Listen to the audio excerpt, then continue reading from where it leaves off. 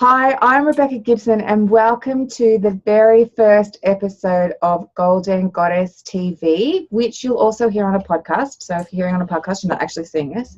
So I was called to do this from the divine. I thought about doing it last year actually, and I sat on it with the whole I'm gonna, and then never did, and now is the time to do this. So the goddesses have called on me to create this channel for you to understand what golden goddesses are. And basically it is women, empowered women who have used their darkest times to now create their most light times and create their greatest light. So they've come from the shadows into the light, and now they're using it to, one, empower themselves, and two, to empower other women.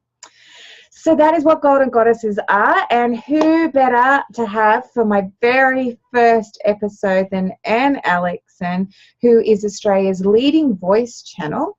And I'll get Anne to explain more about what it is that she does and what have been her darkest periods that have led her now to be the healer and empowerer of the feminine that she is now. Welcome, Anne. I'm so excited to have you here for my first episode of Golden Goddess TV. Thank you. And I'm so excited, but I'm also deeply honoured. Thank you. Thank you for inviting me to share about these sorts of things, which I think are so important. I see great things for what you're doing here and sharing these stories. Well, we have spoken on many occasions about empowering the divine feminine and helping women to rise, because now's the time, hashtag Me Too, time's up. Now's the time for women to rise, and now's the time for the divine feminine in men to also be healed. And that is what we're both doing. So what is it that you do as Australia's leading channel? How are you working with the divine to create healing and empowerment? So as a direct voice channel, I move my consciousness out of the way and allow a highly evolved non-physical stream of consciousness group that we call All That Is to use my voice box to speak through me. And my audience receives transformation through the vibrational frequency of the words that are spoken when I'm doing this work. So I help people to be empowered. My number one goal, the reason for being, and this is for me and for my guides, is to lift people up into who they truly are, into their power as sovereign beings, so they can start living as the creator of their own reality and start creating the life, living the life that they are here to live, and move totally away from this disempowered reality that we've created for ourselves as a collective consciousness. So when you're working with clients and you are empowering them, what kind of transformation are you seeing with clients with your work? It's just so broad, obviously, because people come to you feeling disempowered because they're not making money, disempowered because they aren't really happy, disempowered because their relationships, they're swapping relationships all the time, but the person that's showing up is always different face but the same person, you know what I mean? So they're essentially living these cycles of constantly being in disempowerment, not creating their reality, having big dreams, starting to see what's possible to them, but they're not meeting that. They're not taking those steps to get to that. And that could be because there's a lot of wounding within them from their childhood, even from past lives that comes up from time to time. Lots of wounding, belief systems that they've brought into, through our education system, through our society, through coming into a life where a parent is an abuser in some sort of way, or even just coming into a life where the parent is disempowered. And so learning that this is the way to be accepted, to be loved by those who are also in disempowerment, means that you put yourself into a disempowered energy. You don't know any better than that. You don't know any different than that. And we're just in this moment in time, humanity is going through this evolution from disempowerment to empowerment. What would be your absolute number one tip or piece of advice for people to be empowered? You have a catchphrase that now I feel synonymous with you, and I just want you to say what it is and then explain to everybody what that means. So you're talking about mind your own vibration, yes? Yeah. All right.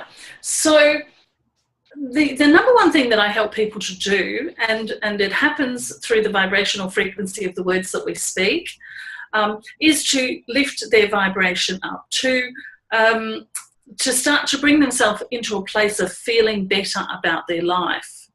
So accepting their life, self-acceptance, self-love, self-responsibility, and these sorts of things. It takes them to a place of being able to move themselves out of those lower energies and into the higher energies, let's say things like happiness and love and acceptance and freedom, and the ultimate for me is the sovereignty frequency. So bringing themselves into that vibration through whatever means they have to. You can do things just simply as deciding that every day you're going to listen to your favourite songs or something like that, just to lift your vibration up, because we all know what it feels like when we're dancing to our favourite songs. We feel great. So getting into a practice of bringing yourself into those higher vibrations.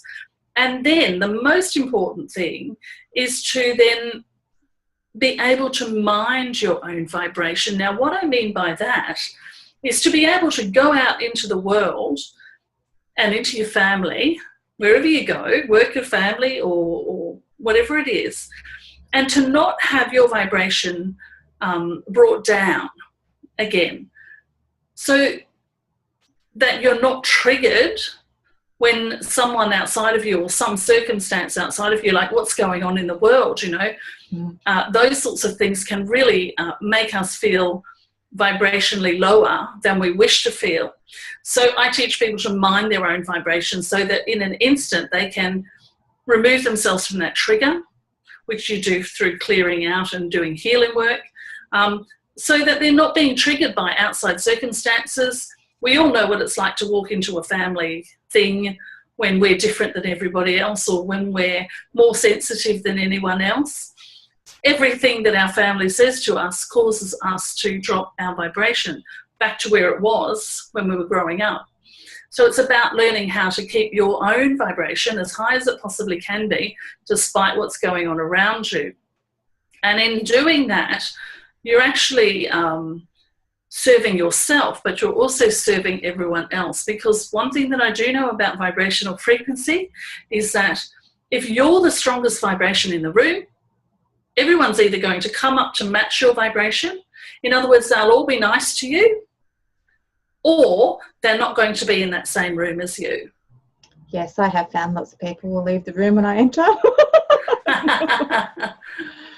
So because we're talking about using our shadows to now create this life of being in the light, working for the light, and healing and empowering the divine feminine, what do you think was the catalyst to bring you to where you are now? Where were the shadows that you were living in that made you realize, you know what, I really need to move from out of this space and create healing for myself? Great question, and I love the premise here of these interviews that you're doing. So, I came into a family of very disempowered females. I came into this way of being traditionally where the man was the ruler and where the woman did what she was told, and where the girl children were quiet and they did the housework, as opposed to the boy children. And I have 2 sisters and 3 brothers, so I'm very aware of the differences between the boys and the girls, where the boys got to go and have all the fun and do adventurous things, and the girls were at home learning how to sew and being cooking little dinner mums. and washing the dishes and playing with dollies. Yeah. Absolutely. So that was the first thing, right? I came into that. That was society at the time. That was certainly my family dynamic with the feminine. And I pretty much dove right in and decided that I was going to be the good girl, that I was going to be quiet, that I was never going to speak, that that everyone else out there was better than me and deserved more than me. So I lived a very disempowered life. Now, there are various things that happened to me throughout my life that aren't relevant to this conversation. But what happened was I started getting into relationships with men who were that very aggressive male who demanded of me that I be that disempowered female. And I was married for about double as many years as I should have been. You get to a point and you kind of go, well, I don't really want to be married anymore. But it went from a place of disempowerment. You stay where you are because you don't know that you can do anything else. And you certainly don't imagine that you've got the power to do anything else. So I stayed in that relationship for far longer than I should have. And one day it occurred to me, in fact, I heard someone say that you could choose to be happy. And that really was the thing that switched for me. Not that he said it, but that I thought, can that possibly be true? Can it really be true? Can I really choose it? Because I was in such a place of, I actually said to him, rubbish, absolute rubbish. You don't choose to be happy. You get given it if you're lucky, right? But then I had that thought, what if you can? So I actually started researching how to be happy. Researching how to be happy. Isn't that interesting? Funnily enough, at the same time, there were a lot of books about happiness coming out. A lot of books about happiness being brought into the market. So I was obviously tapping into something there. So I learned how to raise my vibration. I learned how to find happiness in my circumstances, even if my circumstances weren't perfect. I learned to have that inner happiness. And as I did that, as I started to be empowered, as I started to participate in life, let's be honest, I wasn't participating in life before that. I was letting life happen to me. Yeah. Right? But as I started to feel the inner happiness, knowing that it was coming from inside me and there were things that I could do to create it and to raise my energy. And as I raised my energy, things around me started to change. I started to see opportunities. I started to see the way that I could start participating more in life, making choices for me, not for everyone else. Taking time for me instead of giving it to everyone else all the time. So I really started to look at how to raise your vibration, how to mind your own vibration, because, I was going out to a job. I had children. I had an ex-husband that wasn't a perfect ex-partner relationship. There was a child involved. There was a child involved, so it wasn't perfect. It was hard. It was very, very hard. And the only way that I could deal with it was to say, okay, if I've got the power for it, then I have to be able to create it the way that I need it to be. So I just started working with vibrational frequency, figuring out how to raise my vibration to take me into a place of power where I could be in my highest vibration. And despite what was going on around me, I could be moved from that vibration. And it just gets stronger and stronger. It's such an important point that you made. Is quite simply, happiness has to come from within you. And so many people are stuck in this trap of looking outward for something to make them feel better. And that's how people become addicted to things. I mean, I used to shop like a lunatic, and credit card debt and a house filled with stuff I didn't need, constantly looking for something that was going to make me feel better and not understanding that everything that I needed was already within me. I would hear people say it, and then there's some tree hugging hippie woo woo idiot. I don't want to listen. You don't get it until you get it.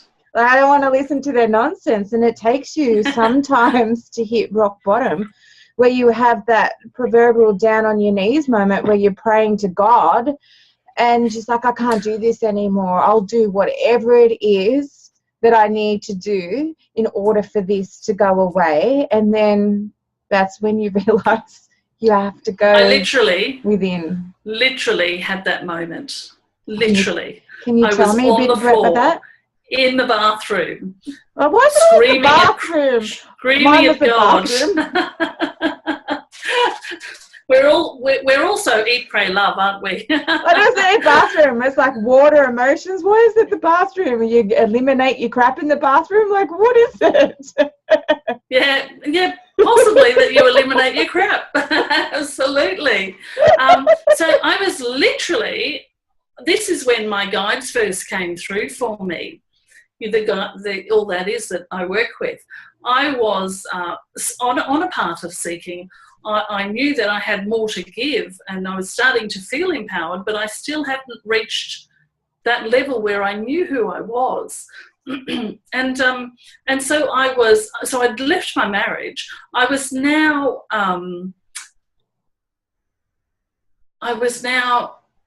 living in a beautiful home with my son, and had just left another relationship. So it was quite a few years after that. Just left another relationship where, again, I'd chosen a man who was incredibly masculine and aggressive, and expected that the woman would sit at home waiting for them. And, just as one little example, when we moved into that home, he was away. And so I went ahead and did all the stuff to put the bed together, which made him very, very angry, because that's the man's work, right? Very strange, I know. But speaking of happiness, I remember something, and I think it's for some reason important to say this. I remember early in our relationship saying to this particular man, "You're not responsible for my happiness." Because I'd learned that I was responsible for my happiness. And so what I found was that when someone is disempowered, they don't want to hear that, because they need to know that your happiness depends on them. Yeah. So we had a big argument, and that was the beginning of the end. He essentially was very upset. That essentially meant to him that I didn't love him. Yeah, some people equate love to being needed. Exactly. And he'd say, I'm going to go fishing this weekend, and I'd say, yeah, great. And that would upset him, because I wasn't supposed to let him go fishing, because no other woman had ever let him go fishing, you know what I mean? So recognising that I was still attracting that really male energy of aggression and overriding the feminine, I made the decision to leave that relationship. And so I was just days later on the bathroom floor banging my fist saying, for God's sake, I know I have things to do here. What's the point of being here if I'm just going to float around in this disempowered way without contributing to life? And so that night, as I slept, I started to hear that voice that is now so familiar to me. And so where was the point where you decided that you were going to come out to the world as this? Where was the point where you felt that you needed to come out to the world and say, hey, I voice channel infinite intelligence called All That Is, and I'm the chick that's going to empower you? Well, what's really interesting to me is that there was no decision.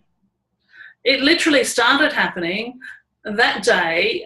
When I woke up the next morning, I knew that there was something going on here. I was familiar with other channels. And so I called it and asked for someone to hold space for me, so that I could allow this to happen, because I could feel it. There was pain here. And I literally, there was never a decision I'm coming out. I had been working as a happiness coach, funnily enough, in a very grounded 3D reality way, doing happiness coaching, helping people to find happiness. And part of that was doing energy healing, because I'd started to discover that about me as well.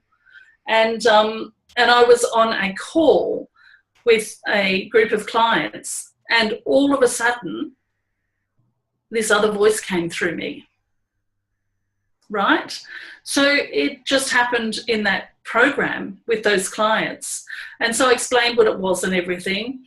But there was no decision after that to just come out. I just was doing it. That was all there was to it. So I never really made a decision. And yet at the same time, what I find is that every time it upgrades, or every time something new comes through, or every time there's a new bunch of people around me, I feel as though I have to open the closet again and come out again, you know, because we're constantly shifting and changing. As you step into this empowered energy and claim it and own it and start living it, you find out that there's so many more levels of empowerment. I find it really interesting that it was the happiness that needed to be healed in you the most, and that you'd had already started to heal that through sort of left brain processes and being a happiness coach. And then your spiritual health kind of took off after you had your down on the knees moment, which is what happened with me also, and which happens to so many other people. So, I mean, look at Elizabeth Gilbert. How many novels has she written now about her empowerment? And Eat, Pray, Love was so successful because so many people have had the down on the knees moment. So what is, other than minding your vibration, have you got any other golden nuggets of advice for people to reach this point of healing their stuff and empowering both their light and dark to become golden without having to be on the bathroom floor? Yeah, and that's what I love about the age that we're in now, Rebecca. We don't have to. We don't have to sink to those levels anymore. We don't have to, you know, we were discussing in my Facebook group yesterday, near-death experiences. Now, when these things first started happening for me, I made an assumption, because all the spiritual teachers were telling me that you have to have, that these things happen to people who have near-death experiences. So I was searching, did I, in my sleep, somehow have a near-death experience? I'm deadly serious, right? I know you are. Because I was having things... noises in my brain and all sorts of things. The medical part of me is like, okay, you died in your sleep. Exactly. And see, this is what I assume. I made an assumption, because every single spiritual teacher I knew, this was 12 years ago or so, all said, no, this is what happens when someone has a near-death experience. And I'm like, but I don't think I did.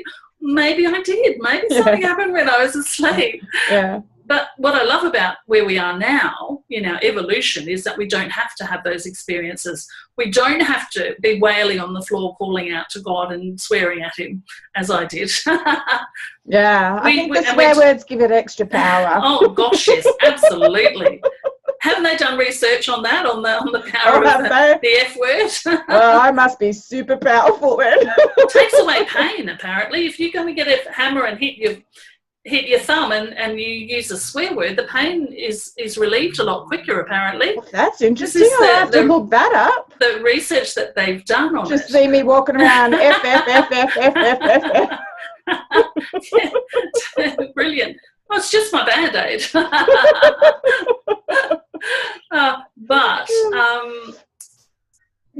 What I want to do, rather than kind of share a philosophy or whatever, what I want to do is, you see, my guides are coming in, and what they're wanting to do is have me say, because this is a fundamental truth, it's an absolute truth, that you are the physical manifestation of the universe, or physical manifestation of source energy, physical manifestation of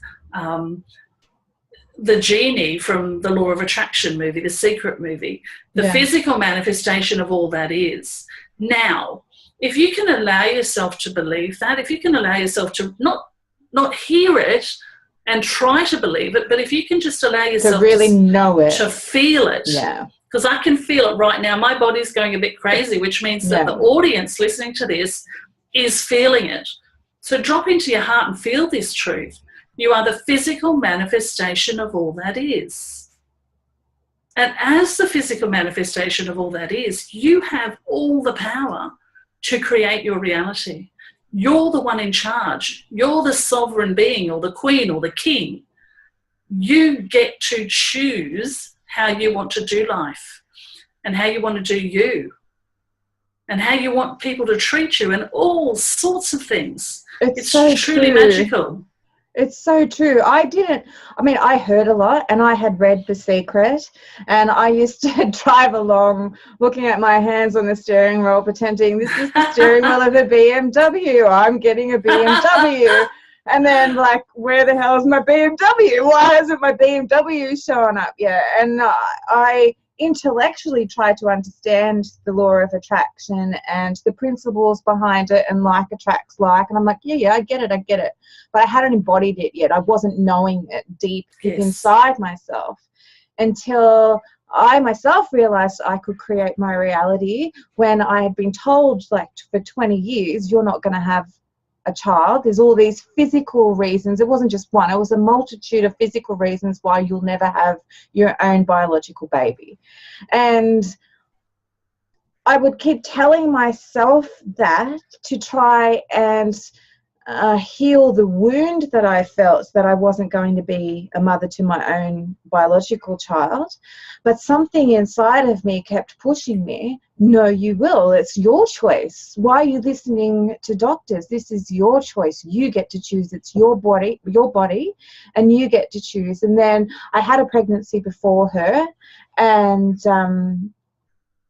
I lost that baby, but it was the catalyst for me to say, hey, I can get pregnant. What the hell are they talking about? I can't get pregnant. And then gratitude, with the law of attraction and gratitude being the secret to the secret, that's when I'm like, oh my God, I am a mum. I was a mum. I can create anything. If I can create this, I can do anything. And then lo and behold, 12 months to the date came my daughter, Sienna. And then that's when I realized you are the creator of your life.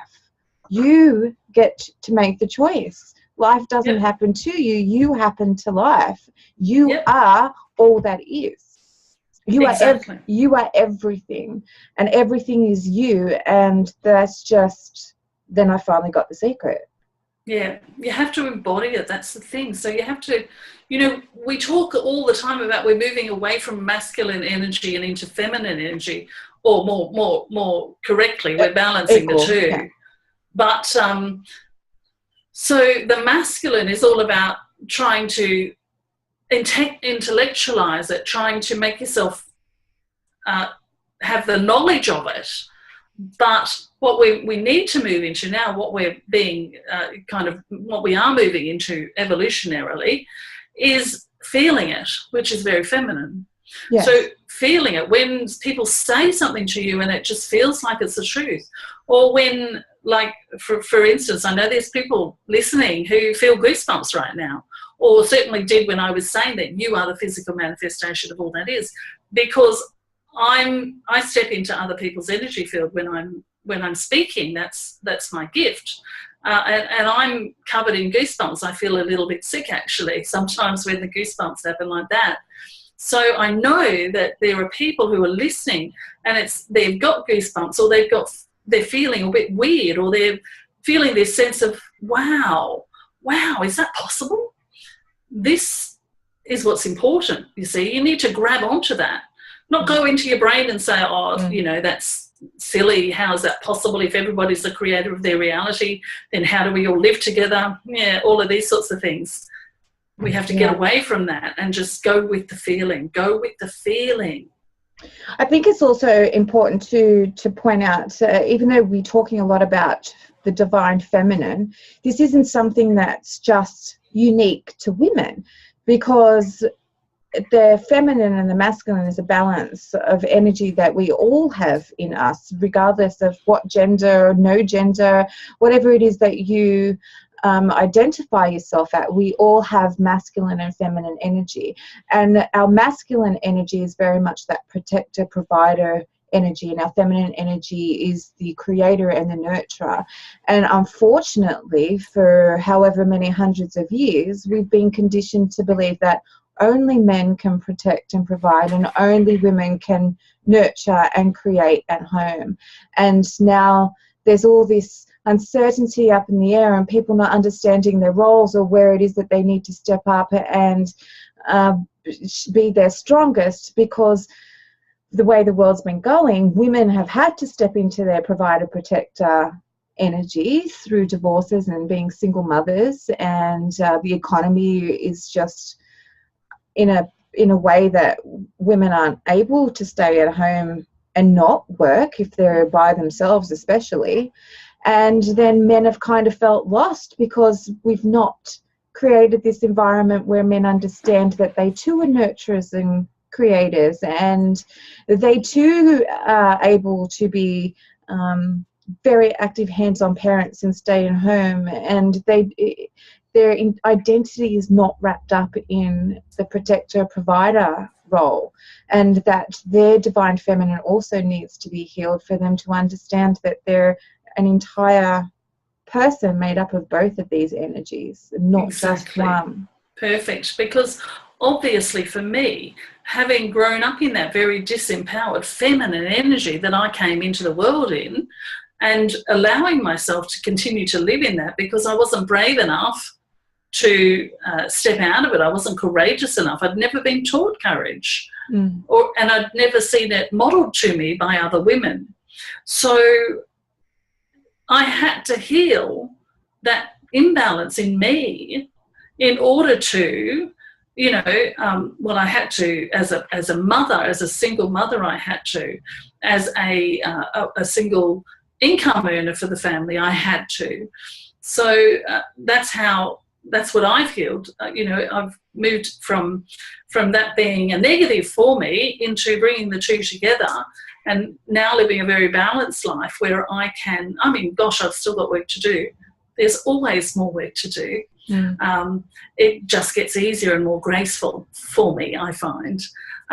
So having to blend those two together, to bring those two aspects together, and conversely, I've had to also bring together the very grounded personality of me, very grounded personality of me that was all up in the head, with that part of me that knows that there's this non-physical aspect of me that knows everything, that has so much knowledge beyond what I could possibly have as a human being. So bringing the grounded me and the non-physical me together as well as the masculine me and the feminine me to become this whole empowered person. It's an interesting ride, isn't it? Very interesting. Very interesting. It's not boring once you kind of become awakened and you realise that there's far more than just this 3D reality that we see with these 3D eyes. And hopefully the more of us that are working our businesses in the spiritual arena, hopefully more people will want to come into the arena and listen and understand that there is far more than what this 3D world is. And once they do understand that, then they get to create more healing within themselves, and then that creates a ripple effect, because our consciousness, once we start healing that consciousness within ourselves and our thought processes become more positive and more loving, then that actually ripples out energetically, and we as little Wi-Fi's are picking up people's thoughts all the time. And a lot of people will notice, and as the energies get stronger, that they're having these thoughts that they wouldn't normally have, and thinking, where did that come from? And most people, being so ego driven and analytical, will go looking for a reason as to why they're having those thoughts, rather than just being the observer of them and taking what they need from that, and then letting go what doesn't serve. It's that whole 17 monkeys, or however many monkeys it was. And it's just, okay, so this is the thing where monkeys on an island started to, when they dropped a coconut off a tree, would take it to the ocean and wash it off so that the sand was gone. I don't know if it was a coconut, but it was something that they ate. It could have been bananas, I guess. But then there was monkeys on a whole other island and a world away that started to do the same thing, right? Crows do it now. This is a more recent thing. Crows now are able to open rubbish bins, right? But it started with one. One of them figured it out. You know, when you're like seagulls, there'll be no one around. You throw one chip and then next minute they're just coming from the horizon. Because one has the thought, and the thought goes out to all of them. And I was like, this is exactly what you're talking about. Exactly what you're talking about. But I I see it a little differently in that people don't even know that they've had the thought. It's just so ingrained in them because it's so firm in the collective that they just start behaving that way. Yeah. And I mean, this is what we've been doing so far in life, haven't we? We come into the world, we plug into the collective consciousness, so we believe what everyone else around us believes, until we get to a point where we either raise our vibrational frequency enough that we tap into something that's at a different level, which is what I believe happens, or we get curious, as you say, and maybe look at something a little differently, and then start to take that journey. But I think what happens is the more and more of us, there's that thing that that's called the tipping point. There comes a tipping point where more of the population, it doesn't even have to be more of the population, it has to be a certain percentage, believe the same thing, then it will just be in the collective field and everyone else will start to come along. That's why having conversations like this is so important, and putting ourselves out there, having these conversations and making them public so people can understand that there's a whole other way to live your life, and it doesn't have to be constantly thinking that the world around you doesn't have you back and that everything's a struggle. And that's exactly where I used to be when I was living in my shadows. I honestly believed that how it was. I had to be abused to make money. That's just how the world is. I had to get all these degrees, these university degrees, and I had to have a career that was respected by the majority. You know, it's a very ego-based career in medicine. But even outside of that, I thought I had to stay in the marriage I was in. Exactly. And I thought I wasn't supposed to be happy. I thought that was okay. Yeah. It's not okay. If you're not happy, it's not okay. Just in case there's anyone listening who doesn't know that. But what I wanted to say was that this is why I believe that even though I'm a very shy person, I'm very introverted, I can't stop talking. I haven't stopped talking since I started doing the work that I do, since I started to have these experiences. And it's like a compulsion. I cannot stop myself from sharing these ridiculous things that happen to me, right? So there's a part of me that doesn't want to share those things, but there's a stronger part that knows that by me sharing it, someone out there who's also having something similar happen will go, oh my God, it's okay. It is okay. I'm not the only one, you know? And we all have shadow stuff. Yeah. All of us. Oh, yes, indeed. even those of us that are on this spiritual path of really focusing on our spiritual health, we all have shadows. So anyone that says they're totally enlightened and they've moved beyond that, I would take that with a grain of salt, because we're human. We're human. It's part of the human condition. We have to have shadows. And we can bring the two parts together, you know. We can bring that enlightened self into our physical self. I mean, we're the physical manifestation of all of those aspects. So we can certainly bring that in. And by the way, when you do bring it in, it allows this graceful journey through the darkness. Yeah. So that's, you know, some people might call that enlightenment. Some people might think that they are still not walking through the shadows, but they certainly are. I mean, I don't experience my shadow journeys anymore as being some dramatic journey that I have to take. They happen in an instant because of all the work that I've done, and because I know that, hey, if this thing's happening to me and it feels like this, then I just need to deal with that. I need to give it the attention it needs. I need to learn from it, and I need to make some choices about what's next for me. By always continuing to raise your vibration through those dark times and through those light times to create the golden, hey? Absolutely, absolutely. Oh, any last words of wisdom before we wrap up? Well, you put me on the spot there. Don't have to. You've given heaps already. I just give you the opportunity to just say any last words. Well, I do. I really, really do. And I just want to kind of say, you know, make a choice. Make a choice that you're going to claim your power, because you've got it. You might not see it yet. You might not even yet understand that you can. But if you just simply kind of put it out there to the universe, who is, by the way, you, put it out there to the universe. Okay, show me my power.